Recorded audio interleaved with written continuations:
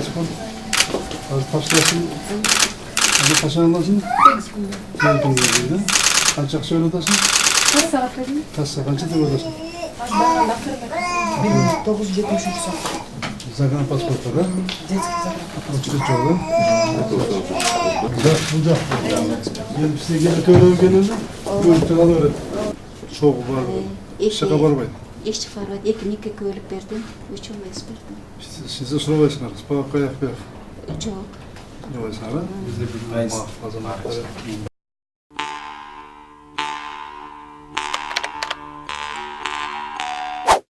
Бишкекте суу менен аткан техникалардын турушу боюнча Ички иштер министрлиги түшүндүрмө берди. Айрым интернет колдонуучулар жол жээгинде токтоп турган автоунааларды экс-президенттин айланасындагы окуялар менен байланыштырышууда.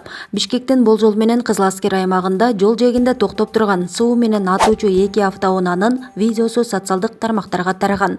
Видеону жүктөгөн автор учурдагы бийлик мурдагы президент Алмазбек Атамбаевке сюрприз жасап жаткан жокпу деген суроо салган. Алар суу толтуруу үчүн гана чыгып, кайра ордуна кайтып келди. Бул күн сайын боло турчу машыгуу деп Ички иштер министрлигинен билдиришти. Спутник KG сайты. Президент Сооронбай Жээнбеков бүгүн 19-июлда Ош шаарындагы жаңы калкты тейлөө борборуна барды. Ош шаарындагы калкты тейлөө борбору 2 имаратынын аянты 300 чарчы метрге жакын. Күнүнө 1000ге чейин адамды тейлей алат. Мындагы бардык кызматтар автоматташтырылган режимде көрсөтүлөт. Президент Сооронбай Жээнбеков жаңы борбордун ачылышы жергиликтүү тургундар үчүн мамлекеттик кызмат көрсөтүүлөрдү бир кыйла жеңилдетип, алар үчүн ыңгайлуу шарттарды түзүүгө мүмкүнчүлүк берерин канааттануу менен белгиледи. Ал калктын суроо талаптары менен иштөөдө максималдуу ыкчамдыкты жана ачыктыкты камсыз кылуу зарылдыгын баса белгиледи. Мухаммедкалый Абылгазиев менен Кореянын премьер-министри Аларча Капчыгайына барды. Премьер-министри Мухаммедкалый Абылгазиев менен Кыргызстанга расмий сапар менен келген Корея Республикасынын премьер-министри Лин Накён Аларча Капчыгайына барып келишти. Өкмөт башчылар Дилгир фольклордук тобунун чеберчилигине, салбоорун жана улуттук жаа менен атуу өнөрлөрүнө күбө болушуп, кыргыз элинин улуттук суусундуктарынан ооз тийишти. Ошондой эле премьер-министрлер Аларча паркынын аймагында сейилдешип, Кыргызстандын бийик чокуларына чыгуу үчүн Кореядан келген альпинисттердин тобу менен пикир алмашышты. Баракелде сайты. Баткен облусунда чек-арачы жоокердин бычактан жаракат алышы боюнча иликтөө иштери жүрүп жатат. Бул тууралуу бүгүн 19-июлда мамлекеттик чек-ара кызматынан билдиришти. Маалыматка караганда, май айынын аягында номуру 2252 чек-ара бөлүгүндө келишимдик негизде кызмат өтөгөн аскер жоокер өнөрү менен машыгуу учурунда бычактан жаракат алган. Машыгууда коопсуздук чаралары бузулуп, муляждын ордуна чыныгы бычактар колдонулган. Жабырлануучу ооруканага жеткирилип, керектүү медициналык жардам көрсөтүлгөн. Аталган иш боюнча материалдар Баткен гарнизонунун аскер прокуратурасына өткөрүлүп берилген. Учурда сотко чейинки иликтөө иштери жүрүп жатат. Турмуш KG сайты.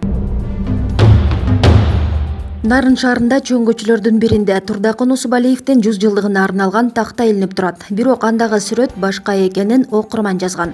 Ушул жылы чыган мамлекеттик ишмер 1961 жылдан 1985 жылга чейин Кыргыз ССРин башкарган жетекчи Кыргыз Республикасынын баатыры Турдакын Усубалиевдин 100 жылдыгы белгиленет. Бишкекте эски аянтка Турдакын Усубалиевдин атын ыйгаруу демилгеси көтөрүлүп, коомдук талкуу жүрүп жатат. Бирок белгилүү мамлекеттик ишмерибизди өзү туулуп өскөн Нарын облусунун жетекчилери тааныбаганы таң калыштуу болууда. Нарын шаарынын борбордук аянтына чыган мамлекеттик ишмер Кыргыз Республикасынын баатыры Турдакын Усубалиевич Усубалиевке 100 жыл деп чоң баннерге бадырайта жазышып, башка эле адамдын сүрөтүн коюп коюшуптур. Нарын шаарынын мэри Эмилбек Алымкулов, өкмөттүн Нарын облусундагы өкүлү Аманбай Кайыпов Турдакын Усубалиевди тирүү көрбөсө, интернетке кирип анын сүрөттөрүн карап койбойбу? Баннерди жасагандарга эмес, ошол баннерди илип алып, даярдык көрүп жатабыз деп олтурган Алымкулов менен Кайыповго уят эле. Тезинен сүрөттү алмаштырышы керек деп билдирүү калтырган. Элдик медиа сайты.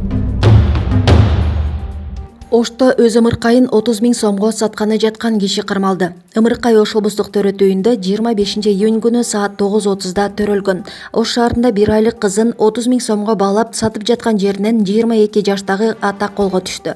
Бул тууралуу шаардык милициянын маалымат кызматынын өкүлү Абсадар Тавакалов билдирди. Ага ылайык шаардык милицияга калаанын Манас ата аймактык кеңешинен Касымбеков көчөсүндө ымыркайын сатууга кардар издеп жүргөн жигит тууралуу ыкчам маалымат түшкөн. Ыкчам тергөө тобу Өзгөн районунун 22 жаштагы жашоочусун 1 айлык кызын 30 000 сомго сатып жаткан жеринен колго түшүрдү. Окуя 15 июль күнү болгон. Ымыркай учурда Ош шаардык реабилитациялык борборго өткөрүлүп берилген. Анын учурда эч кандай документи жок. Алдын ала маалыматка караганда Ымыркайдын энеси 24 жашта. Кызыл Кыя шаарынын жашоочусу. Ал 22 жаштагы жигит менен жарандык никеде жашап жүргөн. Ош шаардык соту шектүүнүн баш коргоо чарасын карап, аны 2 айга үй камагына чыгарды. Өзгөчө кырдаалдар министри Мирзахметовдун жардамчысы камакка алынды. Өзгөчө кырдаалдар министри Нурболот Мирзахметовдун жардамчысы Нурбек Жолборсовду аскер прокуратурасы ири өлчөмдөгү пара менен кармап, сот чечими аркылуу 2 айга камады. Бул тууралуу Азаттыктын ишенимдүү булактары кабарлады. Мамлекеттик жаза аткаруу кызматынын басма сөз катчысы Элеонора Сабатарова кылмышка шектүү Нурбек Жолборсов Бишкектеги номер 1 убактылуу кармоочу жайга 6 июлда киргизилгенин билдирди. Бул жолдуу маалыматтарда министрдин жардамчысынын жанынан уран иштетүү боюнча тендерге байланышкан $146 000 табылганы айтылууда. Аскер прокуратурасы бул маалыматты бышыктай элек жана муну тергөөнүн кызыкчылыгына байланыштырып жатат. Өзгөчө кырдаалдар министри Нурболот Мирзахметов жардамчысы Нурбек Жолборсовдун кармалгандыгынан кабарсыз экенин Азаттыкка айтты. Менин деле маалыматым жок, тактайын десем маалыматым болбой жатат. Өзү 1 июлдан эмгек көргүүсүнө кеткен. Телефону өчүк, расмий түрдө эч нерсе берише элек. Маалыматым жок деген ал. Нурбек Жолборсов менен Нурболот Мирзахметов Созак районунун акими болуп турган жылдардан бери чогуу иштейт. Чындык эжи сайты.